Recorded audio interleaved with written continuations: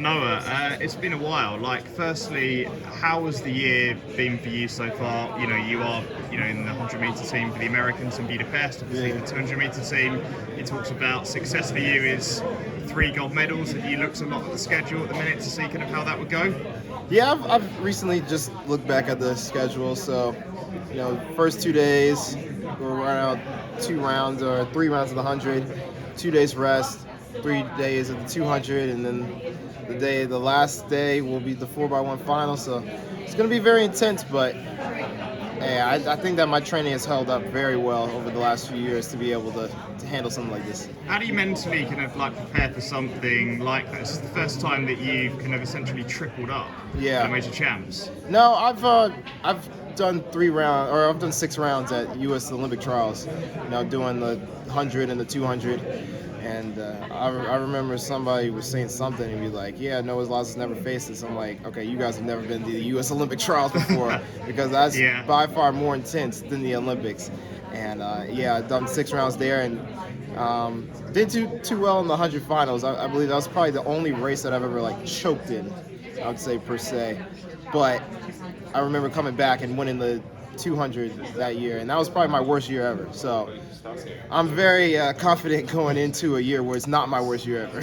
I was about to say, you talk about Budapest, and we've heard that most of the sessions, 35,000 capacity stadium, has sold out, 50,000 obviously here. What do you make of that? Obviously, Oregon, some of the crowds last year were reported not to be the best, but, you've got a major championships in Hungary and now 50,000 here for the Diamond League. I mean, you must be looking forward to that.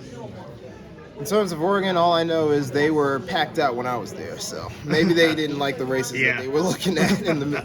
But when I was there, it was always packed out, and I never heard my own thoughts.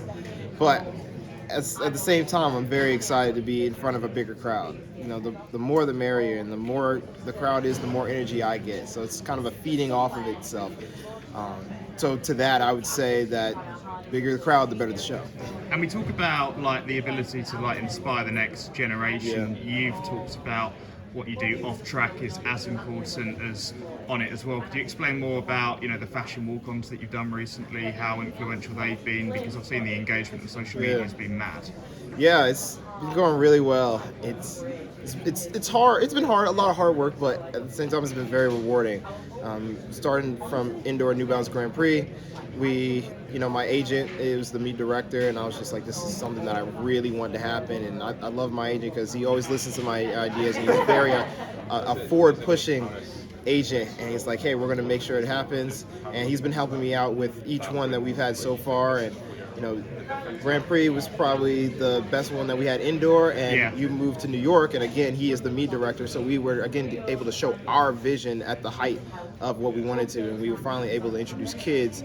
I wanted more people, but the area, the energy, and the clothes was exactly what I wanted. And the New York Times wrote an article on it, and we got a few other big Instagram fashion channels picking it up and showing out and sharing it to different crowds. And I'm like, this is the stuff and the people and the views that we aren't getting that we are now getting by doing this. I must say we haven't got long, so final question from me. Do you feel like certainly you are kind of a key, protagonist, influencer within kind of this space to try and, get track and field out to the masses and not just in, within track and field fans, that everything that you do off track is as important as on it?